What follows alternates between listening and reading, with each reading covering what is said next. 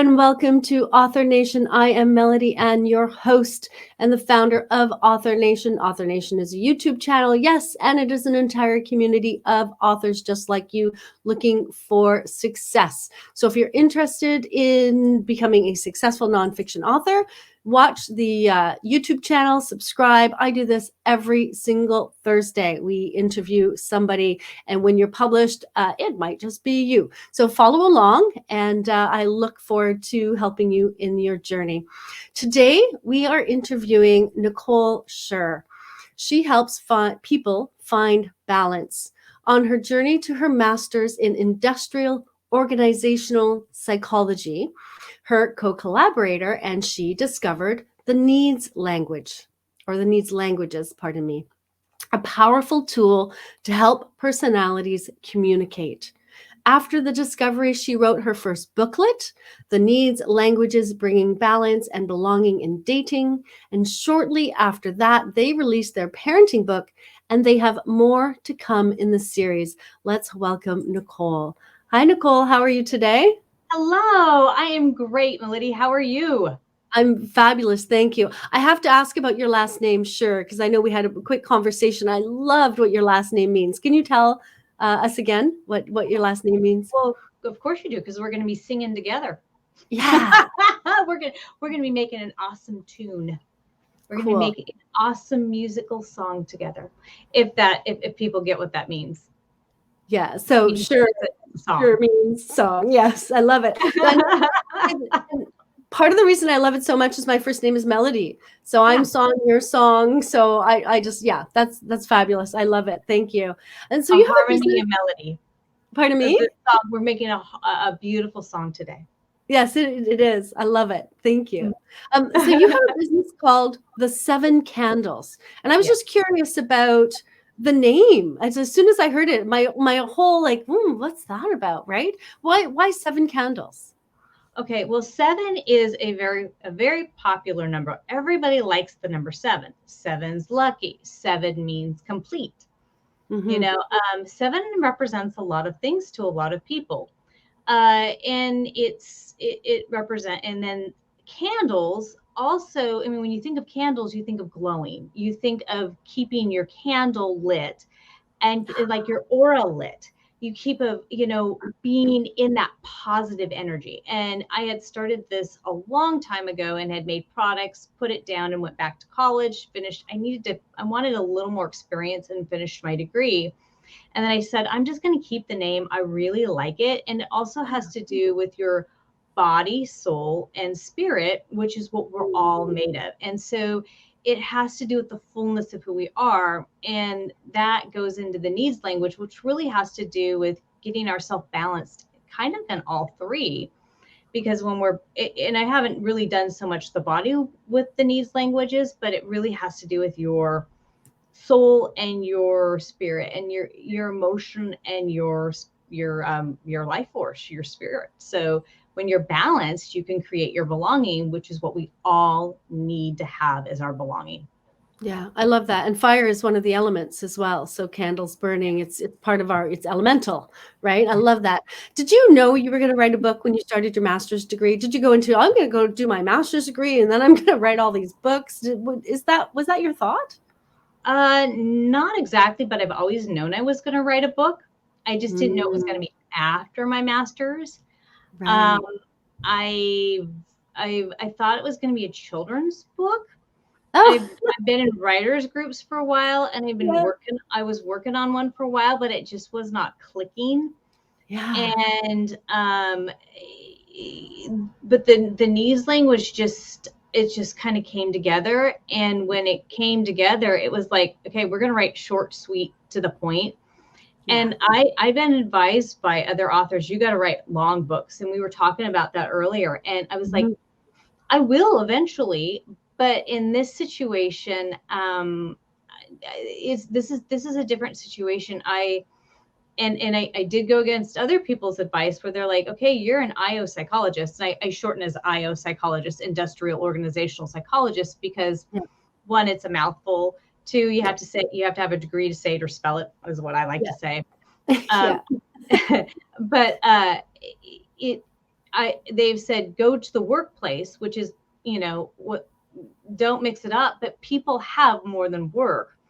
And not everybody's a parent, not everybody's dating, and not everybody's in a relationship. So if I write a big book that has dating, parenting, and relationship, you're going to look at me and go, I don't want to buy that book. I need just the dating part, and so that's why we broke it up individually. Yeah. And I think that's really wise. And that's something I've advised my clients. Sometimes they come and I need to write a book. It's like, well, maybe it's just a booklet. Maybe that's all it is. Maybe it's something shorter. A booklet, I think 50 pages about the limit between a book and a booklet, right? And and what you really want to do is give people what they need. You're giving them a gift of something. And if it takes 49 pages, then it takes 49 pages and it's a booklet. If it takes 59, then it takes 59 and it's a book. I mean, that's a silly line to worry about when what you really want to do is give something to people. So I wanted to know, when you went into your master's degree, was this discovery a surprise, or did you go into your master's degree kind of with a question you wanted to answer? How did that work?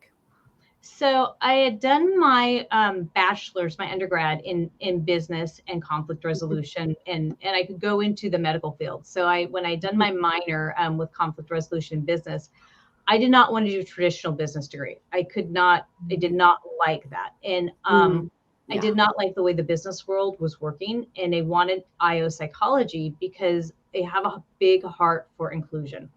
I don't like diversity as much. And the reason why is it's diverse. It divides. Right. And I see right now in our world, especially with Gen X, because the ADA didn't come out till the 90s, that we are having a problem with disabilities. In 2015, it was 20%. In 2018, it went up to 25%. 1/4 of the population have diagnosed with disabilities. And this is just statistics, 2 to 3 times higher unemployment rate with people with disabilities.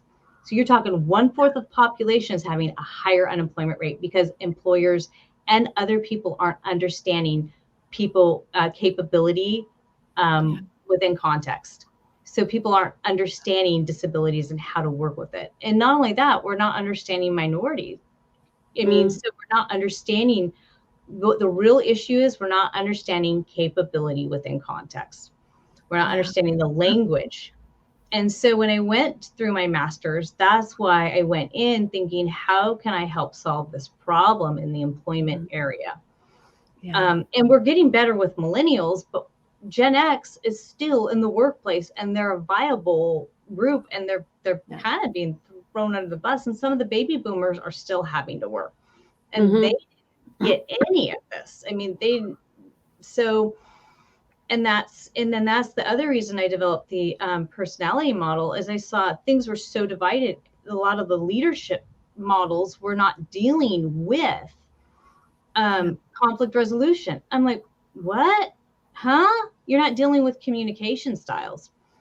And people are not balanced within themselves and not knowing how to communicate. And there's a lot of wounds going on. People are not being taught in schools. They're not getting their mental health dealt with. We're not dealing with things. I mean, like DBT is a great tool, but it's considered a mental health tool. And so we're not giving this to kids in school when they're needing it. We're not giving this to people in workplaces. So we're not saying that disabilities are caused because they're all various reasons why, but part of the reason the increase is happening is because we aren't dealing with capability within context. So that's one of the reasons why. And then that was the other reason why I developed the personality model, was because I realized we aren't dealing with personality communication.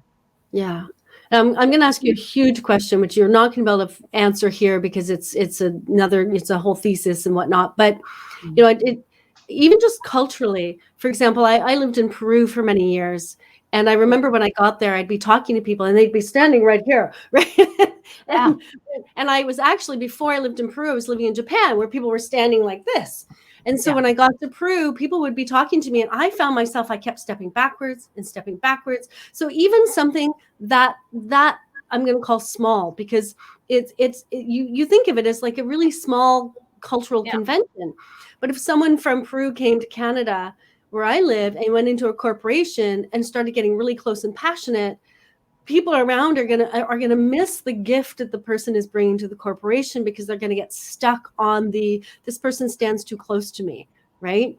So the big question is that you can't answer, but maybe you have some thoughts around where we can find answers, is how do we solve this? How do we work with people from different cultures and different capabilities in a workplace, so that each of us can bring that beautiful gift we have, and we can create corporations that are inclusive, warm, serve the people internally and externally? Like, where do we even start with that? So part of the issue is, the first issue is, we're too competitive with each other. We're not complementing each other. As a musician, as a vocalist, I sing symphonic metal. I told you that earlier. And one of the things is, I could be competitive with other people who sing. You know, and we don't look at it as, you know, some people are going to love my voice, and some people are going to go, not my cup of tea. If I'm competing with people constantly, I'm never, if I look at my model as a competitive with other people's model, versus my model may be for some and may not be for others. We have to look at it. We build with each other and we work with each other. That's the first thing.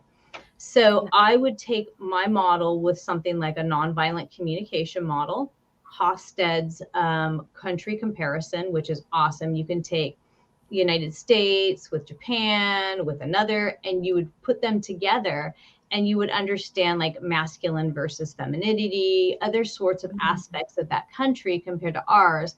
And then have those conversations about, this is how this country works, this is how your country works, how do we work together?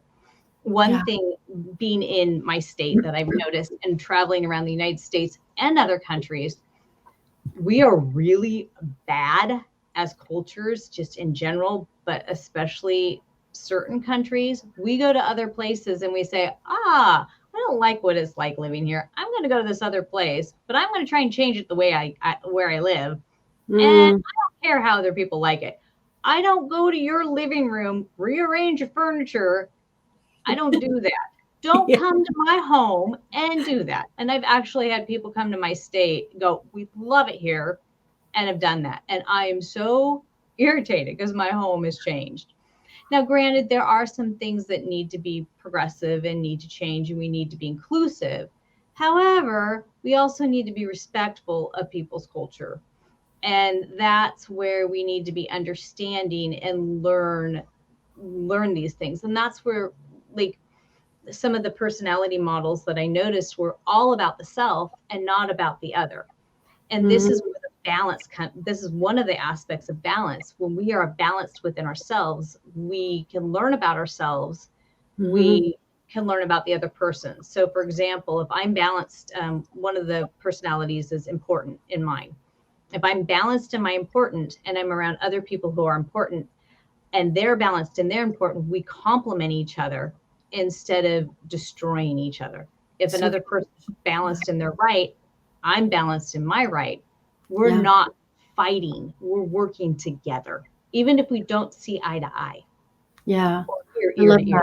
Yeah, I love that. And interestingly enough, I think that the publishing industry is an industry that lends to cooperation rather than competition, because if you read one mystery, you read every mystery. If you read one romance, you read every romance. So authors of a particular genre hurt themselves when they try to compete with other authors. Cooperation is actually what you want. I want to talk about your books, but then I'm going to ask you a little bit more about writing and how you can bring that whole idea that you just gave us into your writing.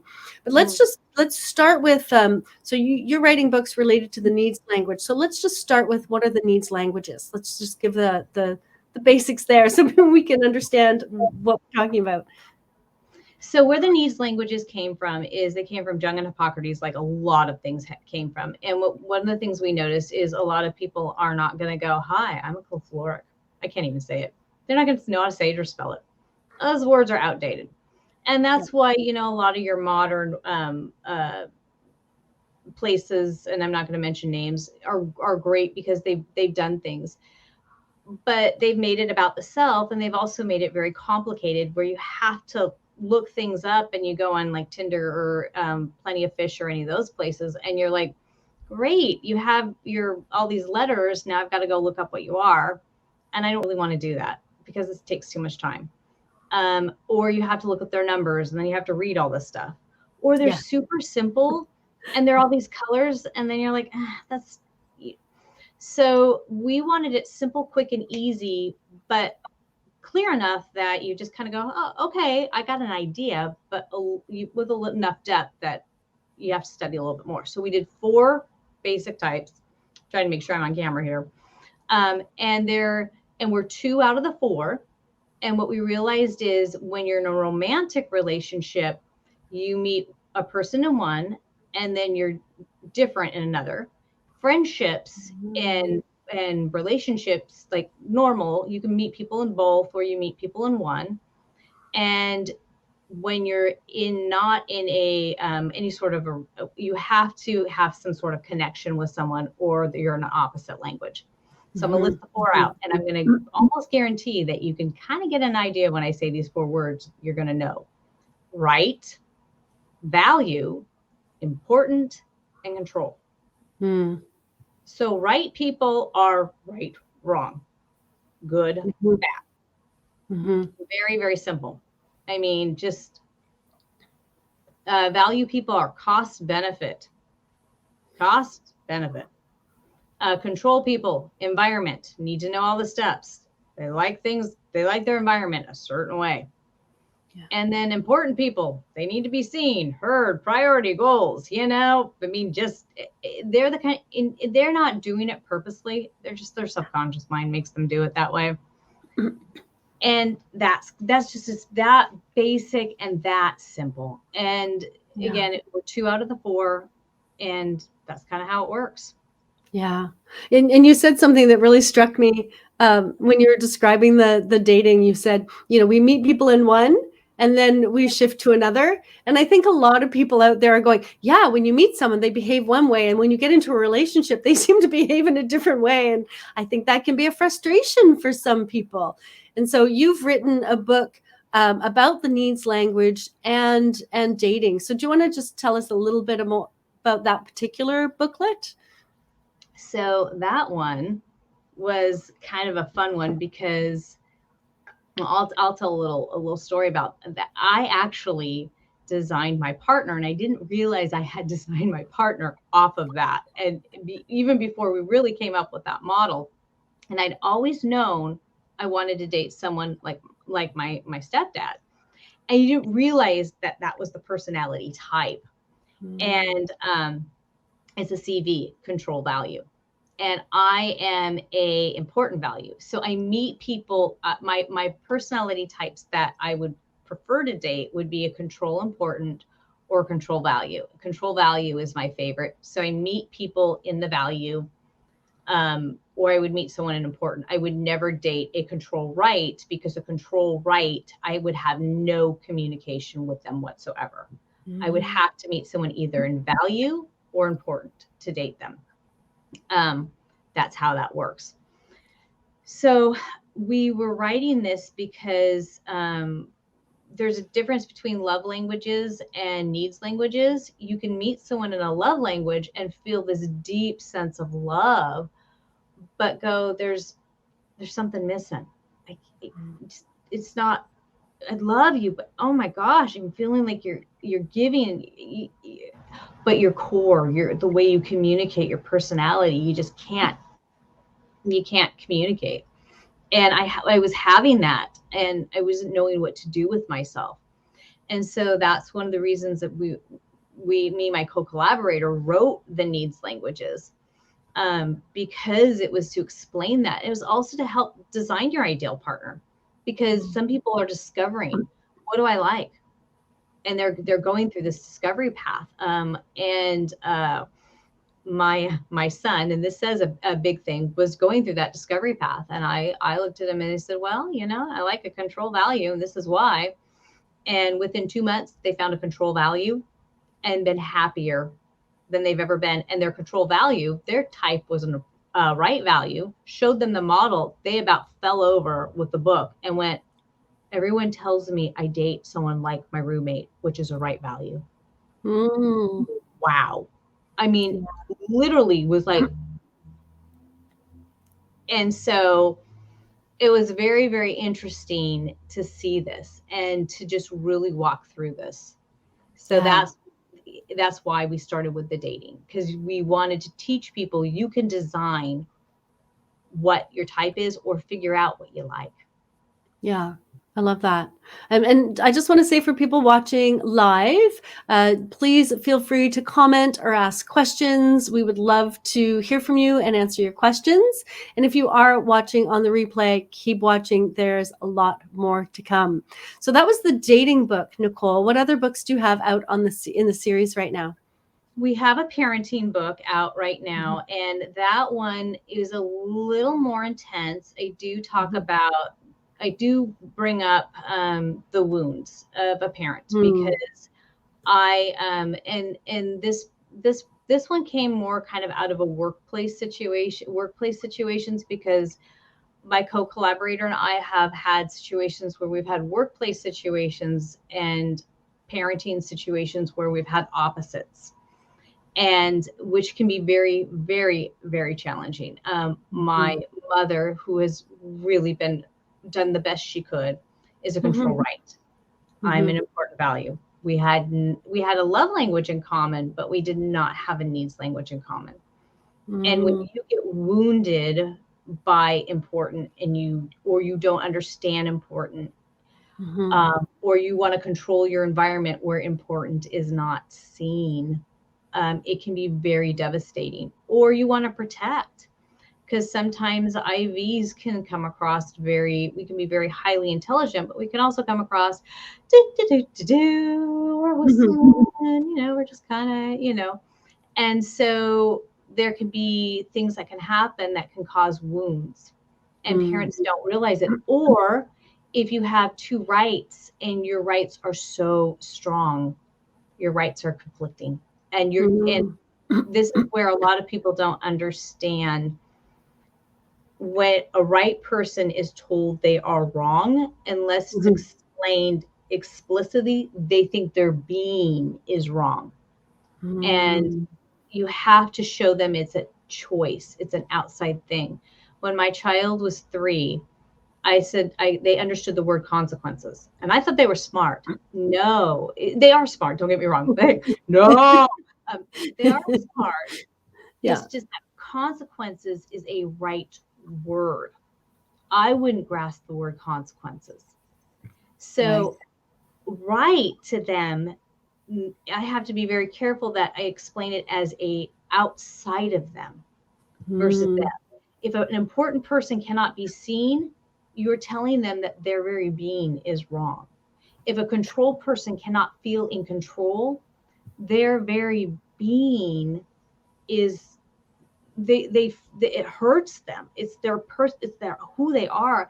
And if a value person cannot see a benefit and everything is costing them, they're dying. So this is where the parenting book is very intense. And a lot of people may go, oh my gosh, your poor mom is probably, it was a harsh situation for both of us. And and I wish I would have put this in later, as we end up talking about this model and working through it, and we'd work through some other stuff too. It was a wow moment. Oh my gosh, conflict resolution. And this has been, powerful. And that the parenting one is a very intense, because you've got to find balance, that you don't destroy your children, that you understand how to guide your children, bring your needs language in, bring balance in. And it's a very fine dance. Yeah. No, that's really interesting. And I think about my own kids as you're talking about this, and I'm curious what my needs languages are compared to theirs, and how that relates to our relationship as, parent child. That's really neat. So just thinking about the parenting book specifically, if I were in the bookstore and I picked it up and I looked it over, that you go into a bookstore, you're looking for a book, but you lay your money down because you believe that there's a promise there. There's a gift, or something you're going to receive from the book. What would you say, just for the parenting book, what would be the promise of the parenting book? It's very story-based. Is really relatable as far as story goes. That's where I'm talking about being silent versus silenced. I'm talking about the difference between love languages versus needs languages and how you can relate to it. I don't talk, the booklets are more to introduce you to the needs language and more story based, and how and to kind of get you thinking about, how am I communicating with the needs languages? How am I relating to my child? And, really to just more so introduce that, and thinking, if I had a child who needs to be right, how do I navigate that? How do I not overpower them? How do I communicate that? How do I let them be seen? It is more more introducing, and more to let you discover. Because we do too much telling each other in society. We do not allow each other to think. Yeah, no, very, very good point. And very particular in parenting, I've noticed it, and it's challenging as a parent, because when they are little, you do all the telling, in the sense that in some ways, they when they get hungry, they cry, you feed them, so they're also telling you. But when they're two, it's like, no, you can't run out into the road, right? We do a lot of telling to keep them safe and to help them navigate. But at some point, we have to stop telling them, and we have to start letting them navigate. And I think that transition can be incredibly difficult for parents. I know it was difficult for me. I always used to say, when something happened with my kids, I'm like, look, as a parent, I'm always catching up to you. Like, because as soon as I think I've got it sorted, I know where you are, what stage you're in, and I know how to help you. You're in a new stage, and you're in a new developmental stage, and I have to figure out where you are. And I always felt like I was playing catch up, if that makes sense. And so the needs language sounds like it kind of helps me.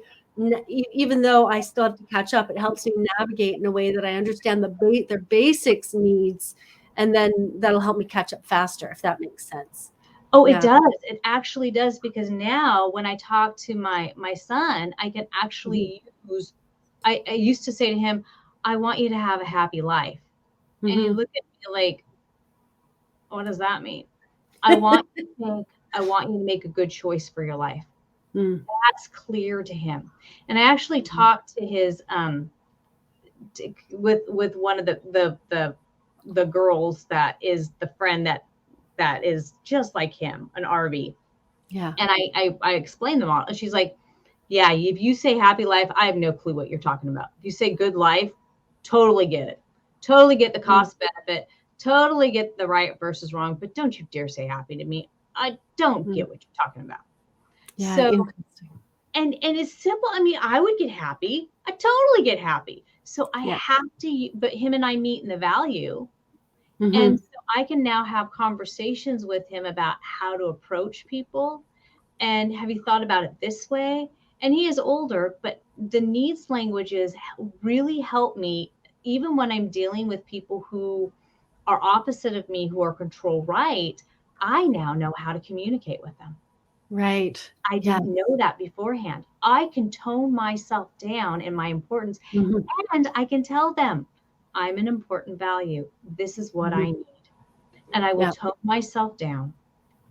And this is what I think you need. How can we work together? Yeah. Workplace. Oh my gosh. Imagine bringing this to the workplace. Yeah. Absolutely. Teachers in classrooms. Yeah. Wow. Yeah. No, I get it. That's amazing. And that's a great segue, because I want to talk about how authors can bring this into their work. And I want to talk about two different ways.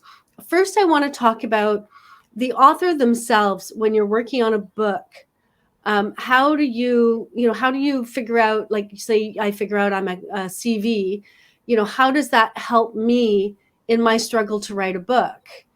That's the first way. And the second way, well, let's answer the first way and we'll move on to the second way. So as an author, if I identify my needs languages, how does that help me actually write a book? Well, so you're going to go through your lens. So if you said a control important, you're going to be talking about the environment. Environment is about steps. You need to know all your steps. So you are going to want to lay out your steps. You're also important. So you're going to know your priorities and goals. Now you've got your goals, you got your priorities, and you got your steps. You're going to want to know your environment looks like. You're going to lay out your environment. You're going to lay out your goals. You're going to get your priorities in straight. And now you've got that laid out. That's just a basic way. However, I'm going to give you a little clue. If you're a control value, you will not do goals. And don't you dare tell a control value to do goals. They will want to slap you so hard. Right. You never tell a control person when it does not have an important anything about a goal. And I'll tell you, I've talked to control people that do not have important. They say, do not bring goals to me. I do not get goals. But if you say, how can I help you create steps to get you to achieve what you want? They go, I get that. You just set goals to them. The language, it's a language. Yeah. Interesting. And that reminds the language. Yeah. And that reminds me, because in writing, when you're in author circles, some people say I'm a pantster, and other people say I'm a planner. And pantsters kind of write from the seat of they fly by the seat of their pants. They don't have a plan. They don't have an outline. They don't have they just dig in and they write. And other people, they're like, how do you do that without that full outline? So how does that fit? If you're a pantster versus a planner, where might that fit in with the needs languages? Well, that's going to probably be is going to be more your right person is probably going to be someone who's they're going to be more your belief. They could be either or. Your system person is probably going to need a plan. They're going to need all those steps. Yeah. And that's how it's going to fly. Yeah. So that's where you're going to know those kinds of things. So the control person's going to want their system in place. Yeah. And you can't change. And this is where it gets exciting. You're amazing as you are. Do not try and change it. Just accept it and find balance. I mean, I got to tell you, as an important person, sometimes I'm out with people and the music will stop and I'll say something right as the music stops. And everyone will turn their head. I'm like, oh, crap. It happened again. Yeah. And I just have to accept it. And people, someone said to me once, they said, they did it on purpose. That important person. I'm like, yeah, you kind of did, but you didn't mean to. It just is how you're wired. Right. And so it's finding balance. I'm not shouting necessarily. I'm learning how to be balanced in it. I'm not neurotic in it. I'm accepting of others in it, and I'm kind in it. Yeah. So I'm not telling people they're doing it wrong, or I'm not telling people, I wish I was like you. I'm accepting of myself, and I'm kind to myself, and I'm kind to others. Yeah. I like that. Okay. So I want to flip it the other way now. I'm writing a book, and I want to ensure that everyone can digest what I'm saying, understand, accept, learn, grow from it. And here I am writing a book, and there will be right people reading it, and there'll be important people reading it, and there will be value people reading it, and there will be, I'm missing one, important control people reading it. And so when I'm writing the book, how do I take this into consideration so that I can speak to different people and their different needs languages within the book? So you're going to have to think about environment. What do environment people are thinking about with their environment? What are important people thinking about? What are value people thinking about? And what are right people thinking about? So right people are your thinkers. Value people are more your feelers. Important people are more about the self.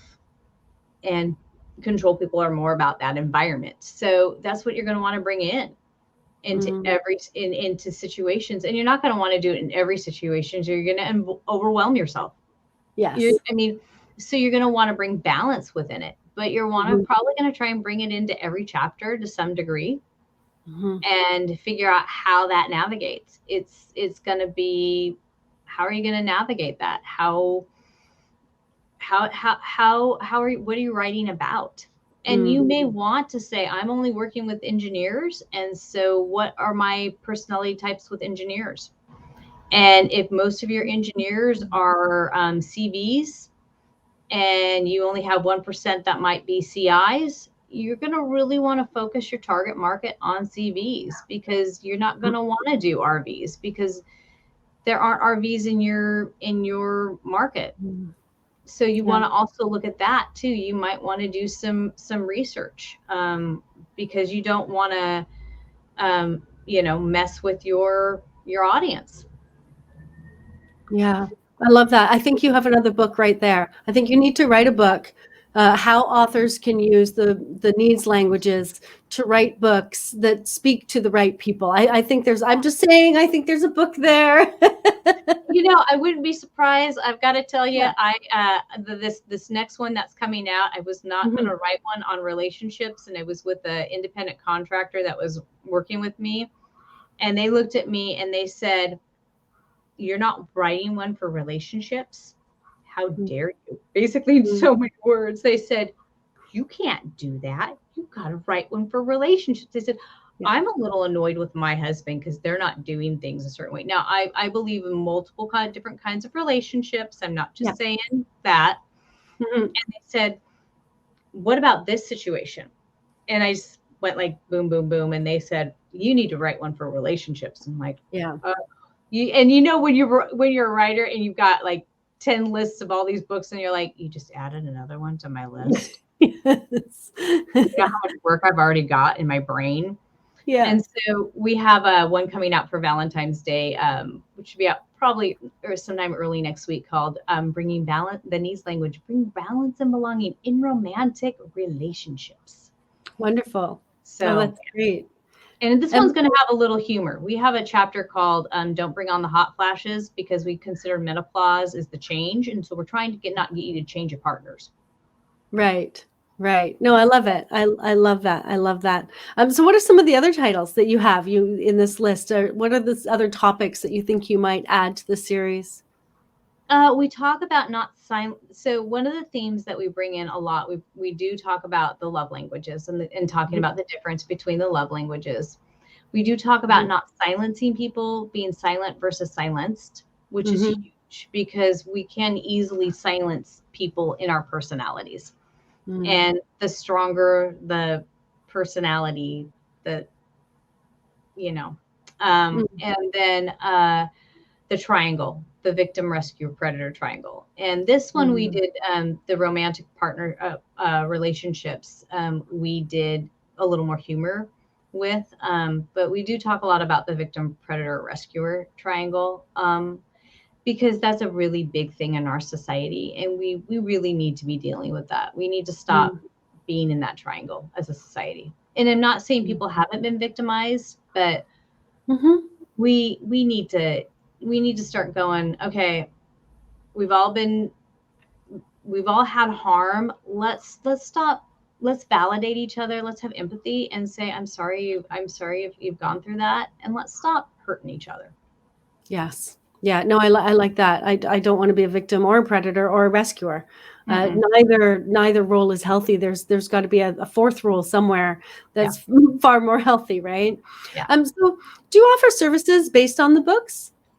I do. I am doing consulting and coaching. I am working my way towards doing the workplace nēdz language. I have that one coming out. We're going to probably have that one out right before April. I am going to be speaking at a PSYOP convention, which is the Society for IO Psychologists. And so I'm going to have that one out. And then I do individual coaching and individual consulting. And I do have other modalities that I can bring in, like EFT and NLP and, all those other little initial type things, But I am doing the nēdz languages. I can help you discover your nēdz language. I can help you there are things that we can do regarding like manifesting through your needs languages, because there are certain groups that tend to they manifest easier through their needs languages that we've noticed.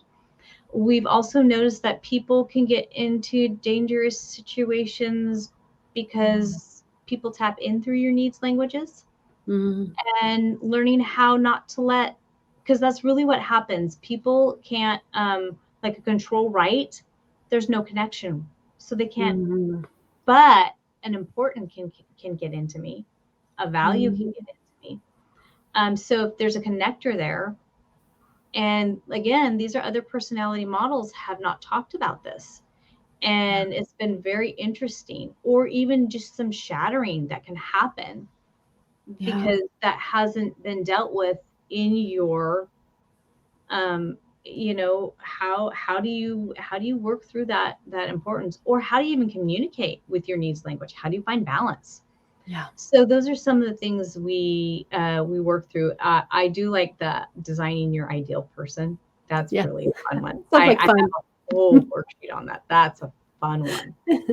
Sounds like fun. Yeah, it sounds like fun. It kind of brings up like you know, images of some certain movies when you say design your partner, but you know, that's a whole other show. Let's not go into that. Where can people get in touch with you? What's the best? They can get in touch with me on the 7 Candles. You have to put because apparently some people end up on some weird 7 candles somewhere when they don't put the in front of it. Facebook is a great place to find me. I do have a YouTube channel. I'm putting out weekly posts there. Those are usually the best place. I am getting my LinkedIn up, so you can find me on LinkedIn. And those are the best place. I think I'm just going to kind of keep it there, because otherwise you get over social media, you know. Yes. And I don't really want to do 50 Twitter posts. No, I get it. Yeah, I get Twittered out. Yeah. So we'll put all of those in the description. I don't think I have your LinkedIn, so maybe you can send that to me and I'll add that in. I love LinkedIn. It's one of my favorite places to hang out. So if you pass me that LinkedIn, I'll put it in for people as well. So that's where you can get a hold of Nicole and reach her through the 7 Candles and find out what your needs languages are. You have 2 of them, and figure out how you can work with other people or live with other people or work with other people using those, so we can be a far more inclusive society, and everyone has something they're bringing to the table, and not letting things get in the way, so that we can see what they have to bring. I think that's a wonderful, I'm going to use the word goal, but then I'm going to get labeled. I know what kind of person you are, Melody. Well, you could still be another person besides what the important is. You got those too. Yeah, exactly. Thank you, Nicole, for coming on today. I really, really appreciated it. It was a fabulous conversation. Thank you. Oh, thank you for singing along with me. We made a great song. We wrote this beautiful musical book. Is this the first time you've written a musical book with someone? Maybe not. It's hard to say. I'm gonna let viewers decide how musical I usually am. Let's see if you're going to start a musical author series. Yes, that would be fun. That would be a lot of fun. Nicole, thank you so much. Authors and Author Nation, thank you for tuning in today. I've really loved this conversation. Find Nicole, talk to her about the needs languages, and don't forget to become part of the Author Nation community if you are not yet. And I will see you next Thursday for another show.